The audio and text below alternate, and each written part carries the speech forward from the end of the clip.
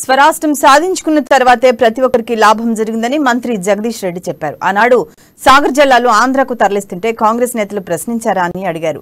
తెలంగాణ ఏర్పడిన తర్వాత నల్గొండ జిల్లా అభివృద్ధి చెందిందని జగదీష్ రెడ్డి స్పష్టం చేశారు.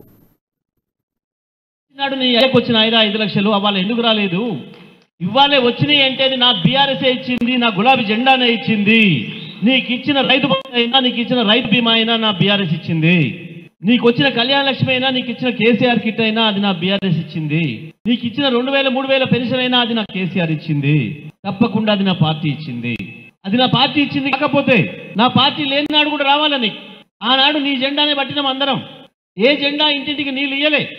ఈ జెండా కాదని ఆ జెండా, ఆ జెండా కాదని ఈ జెండా, ఏ జెండా మోసినా కరెంటు రాలే. ఏ జెండాలు మన కష్టాలు తీర్చలే. ఏ జెండాలు మన కడుపాకలు తీర్చలే.